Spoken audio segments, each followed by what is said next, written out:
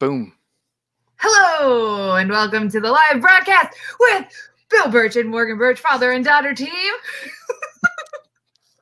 You must have been watching like Anchorman or something. Oh, God, how I would love to be Will Ferrell. Anyway, well, it's really great to be here. A little bit of coffee left, so let's make it happen. Oh, my God, caffeine all day long. What a week. Crazy week. It's almost over. We have 2 more days left, but probably the 2 busiest days of the week for us. Yeah, exactly. Yeah, you've got showings all day tomorrow. Speaking of, he does have showings all day tomorrow, which means quite busy. We've seen an uptick in activity. So Dad just ran the numbers that we're doing every week.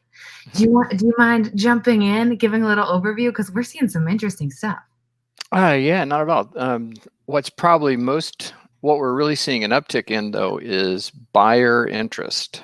So I'm not seeing it so much on the listing side. Actually, that's down significantly, but people are starting to look and they're flexing. So right now we're doing, as you know, a lot of Facebook stuff. But to get to the numbers, cutting to the chase, I did some research real quick to look at the last 2 weeks of April last year versus the last 2 weeks of April this year, just to see how things are going, kind of real time. In multifamily units, 2 to 4 family units, last year there were 124 new listings in that time frame, so April 15th to the 30th. This year, 47.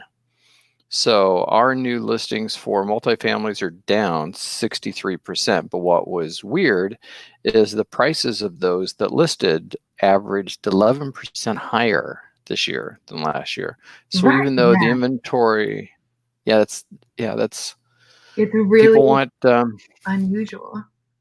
Yeah.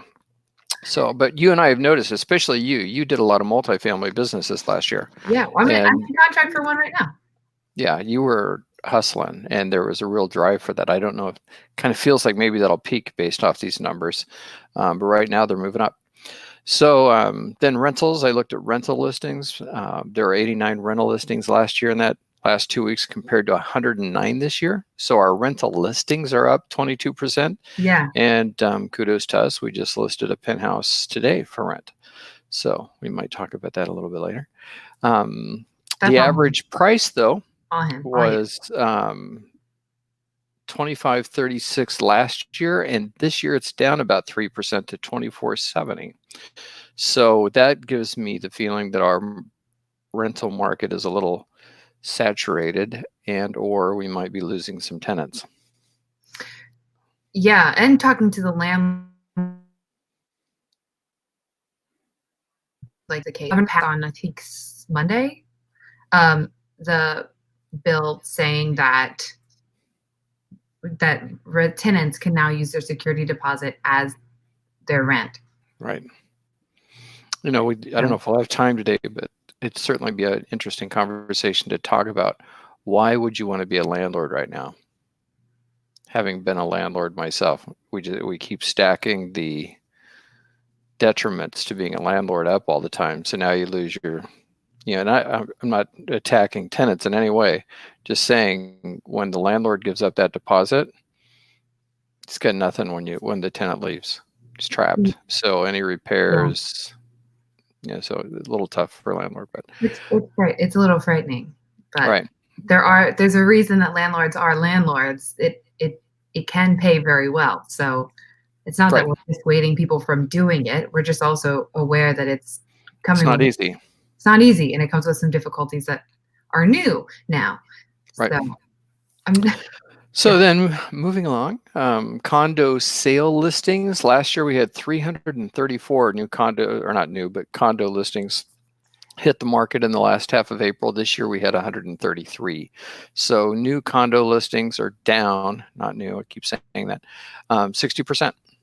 So, and interestingly enough, prices were $1,000, $657 last year to $658 this year. It's almost perfectly flat. So our worry is that the condos were going to get hit price-wise right away. Hasn't happened yet. No, and talking to my sellers and my listing clients, they are saying, well, this is going to be over eventually. And I don't, because it seems like a short-term thing, I don't think that I should lower my price. And that's so universally being said right now that Mhm. unless you're truly desperate and you have to sell, a lot of prices aren't moving that much. We did see a 10% drop last time we talked about prices, but now looking year over year, that's not true, which is interesting. Right, they flattened out. That might have been just an initial knee-jerk reaction of some fear. Yeah. I think we both noticed that buyers are expecting that discount, but they're not getting it. We have Yeah, with bidding wars are happening still. yeah, some, and we have a couple. I've got a couple offers in right now. One we put in, which was significantly lower than ask. Another one though is really close to ask, We're gonna talk about that one later. and the one that's close to ask though, the seller had two offers very close to what we're offering last year, or just pre-COVID, and had turned them down for a very tiny, like a 2%, 1 to 2% difference in price. Then we got into COVID, lost those offers. Now I've got a client that has offered very close to what those were, but since the owner felt like he had a couple that he could have had at that price, he's not bending from that price. So it's interesting. The point is owners are hanging in there tough, Yeah. and in a lot of cases they're getting it. It's a really crazy market. It is fun. Just stepping back and looking at it, it is fun to see because it is pretty unpredictable to know what's going to happen. Yeah, it's a little chess-like right now. Yes, it is very chess-like. You're kind of guessing what's going to happen, except the other person is not even a human. So it's just like a crazy government situation. Though I did want to mention that comparing the last 2 weeks of April to the first 2 weeks of April, there is an increase in listings. And we're personally seeing an increase in buyer activity too. So even though the government has not loosened any restrictions for us, it seems like people are getting very used to them. And so people are actually coming out again, which is really, again, interesting. So what would you say your biggest takeaway is this week personally? I think we kind of touched on it, but Biggest takeaway: if you're a buyer, just be reasonable. What? And you can buy. And you can buy. Yeah, there are some buyers that can't buy. They think they can, but they can't. But yeah, you and I were talking about it. We have a REO, real estate owned by an investment or a bank, a repossession. Yeah. And my client felt that since it was a repossession, that the bank wouldn't care and they would just flippantly discount it significantly. And people think that a lot because she came in lowball, and then when you go back, when you say, "Oh, this is REO," then she's like, "Oh, I should have gone even lower," Right. and that is not how this works. Right. It used to be, but it's just not now. To the bank's credit, they did counter. They countered 1% off of full ask. Yeah, they barely dropped. Yeah. Yeah. So we had a long way to go to get to where we could actually engage, but it just that doesn't happen anymore. I know that maybe if the world's falling apart again and things are moving and the piles and piles of foreclosures are on top of somebody's desk at the bank, maybe then they're going to say we've got to get some of these cleared out, do what it takes to get them done.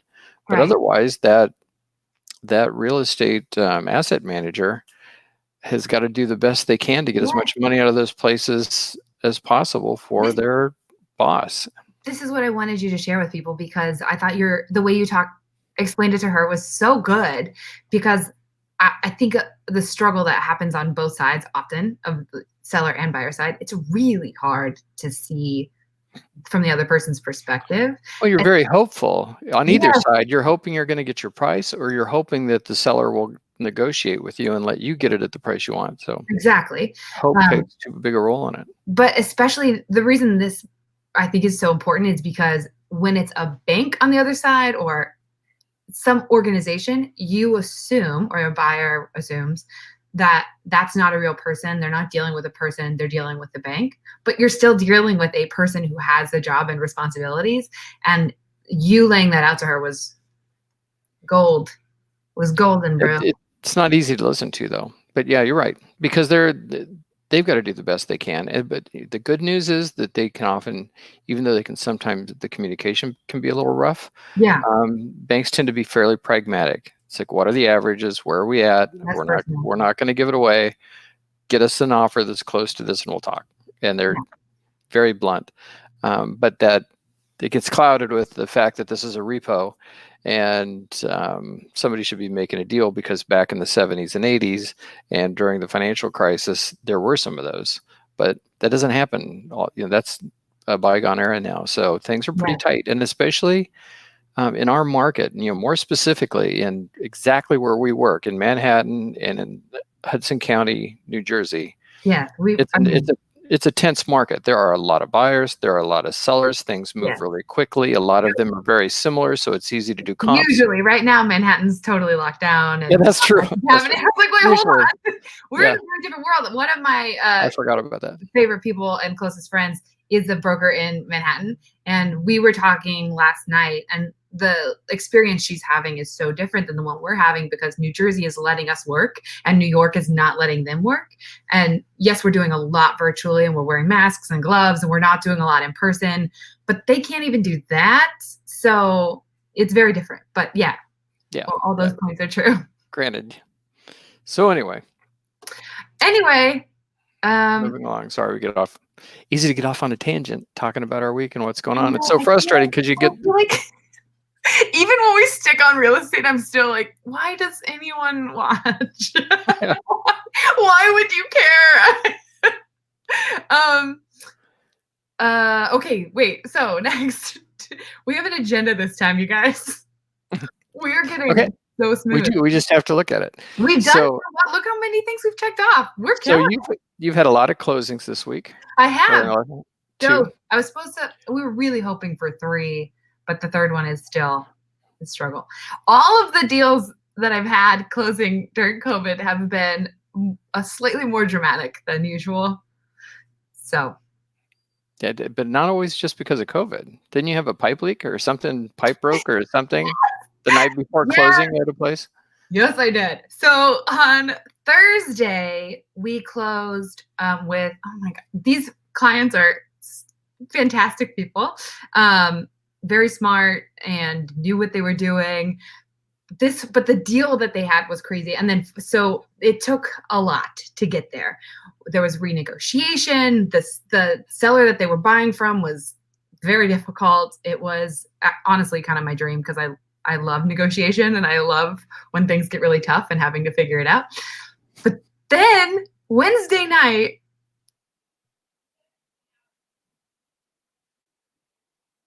I get a call and a pipe has leaked, and there is water going from the supply line to the toilet out into the entranceway, and there's water everywhere on this place that they're supposed to buy in 17 hours. And the realtor on the other side, thank goodness, was really on top of it. So we called the home inspector who we trust, this flood guy that I got in contact with, who also the home inspector knows. It doesn't matter. We called everybody in. We fixed it. We had to negotiate an escrow deal so that the seller would put money in escrow so that we could actually close. It was a wild 17 hours, but we did close on time, and it ended up working out fine. And talking to the buyers at the end, we were all like, I have no idea how this actually works. This was insane.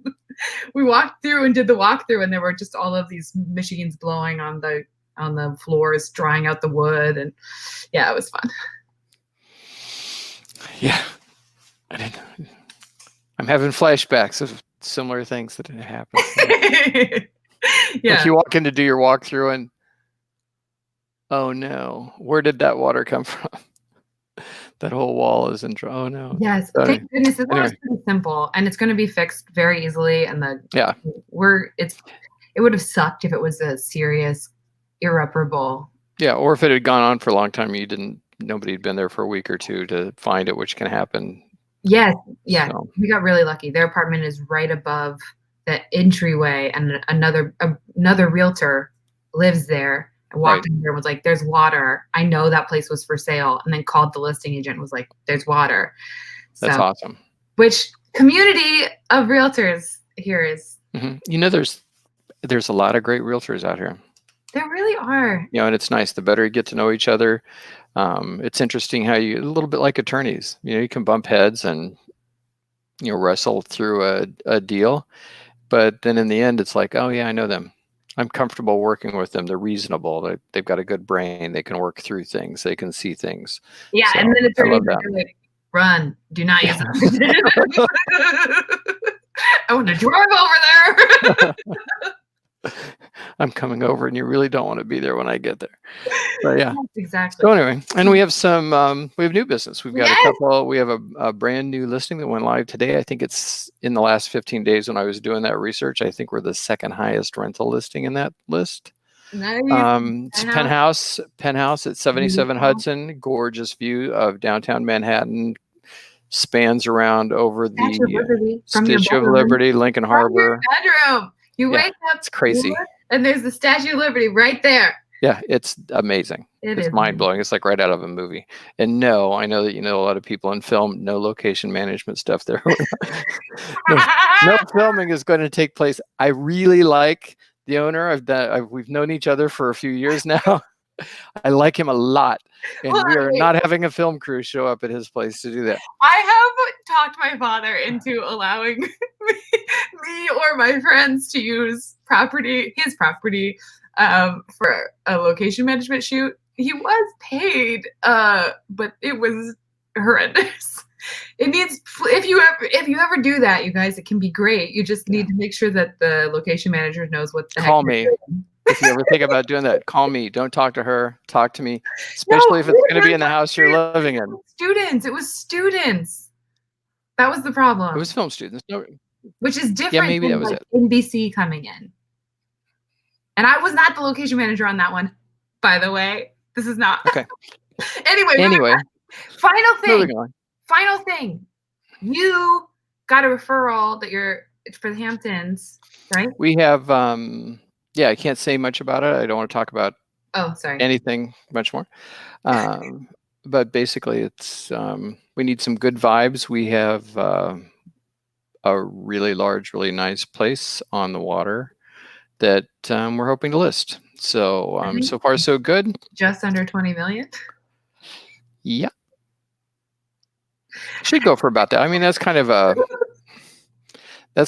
estimate. That's what we think it'll go for, but you know, we'll see. Time will tell. Yeah, no big deal, you guys. No big deal. Hard, you know, it's all the same. You know, it's interesting because you really don't feel that much different between clients. You just want to do the best you can do, and you think about, okay, how can this work? Who can we reach out to? How can we market it the best? How can we take care of them? How can we make it as easy as possible and be successful so that everybody walks away feeling great about this? For sure. The mood is always the same. I just never.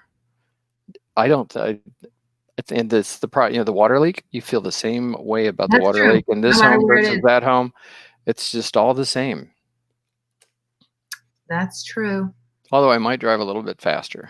If there was a problem and we were facing $1 million of damage versus $2,000 of damage. I just had, you heard me on the phone this morning with a client that we just closed on not very long ago, and he's renting his condo while he's waiting to move here from another country. So that condo had a leak in it. But it's from a hot water line that I believe is going to be the condo association's responsibility. But things get complicated. There's a lot of moving parts when you really get into it. At least the way we do it, it does not stop after we close. No, we stay in touch. We're like, no, you're clients for life. Even if you use a different realtor in the future at some point, you're still our clients. Like, right. Well, this client's in Italy, and we closed a little while ago, and he's like, okay, so here's what's going on. And you just become friends, and it's not, you don't think about it from the real estate agent standpoint. It's like, okay, so what happened? Got it. Okay. Yeah. And then you think you jump on the bandwagon like you would for any friend. So it's all good. So it's Friday. So that was our I feel like we did a great job. You know, we were both pretty tired and a little bit crazed earlier. And I feel like we really pulled through. We did it anyway. It's one of those things we're both trying to make our You may list, not and want it's to, like, guys, but we're still doing it no every matter what, Friday. we're going to stick to it. It's like, oh, this is really not great timing. So sorry, it's on the schedule. We're sticking to it. We're doing it. And we'll try to talk each other out of it every once in a while. It's like, do you really want to do this? Could we put this off? I don't want to do it, but no, we can't put it off. But I feel like we hype each other. You know what I mean? Yep. It's always prodding. Hype man, hype man, hype man, hype man. Yeah, especially if it happens to my bad memory. That's true. You forget everything. Wait, we were doing it when? What are we doing? Sorry about that. Yeah. I have assets. I add to the team. You have so many assets. My clients told me yesterday how great they thought you were, and they've never met you. Well, they're incredible people. They think you're brilliant. And that's because they spent enough time with you. They knew that I had to be decent. Thank you. The way you laughed after that made me feel like it was a diss, but the word sounded nice. That was the goal. It was sarcastic. Got it. Good. Gotta keep me humble, man. Gotta keep me humble. Anyway, okay. Hey, well, let's wrap it up. It's great to see everybody. For those of you that checked in, joined. Yeah. Feel free to call us. You know, we really have got to start doing the, like, how do those other people do that? We got to do that in our videos, you know? So it's like, click here and do this. And that's got to be on YouTube. Well, let's not discuss how to. We'll talk about that in a minute. About this right now. All right. Yes, like, comment, subscribe, follow. I'll have to add that to YouTube. Okay. All right. Hey, great to see everybody. Talk to you soon.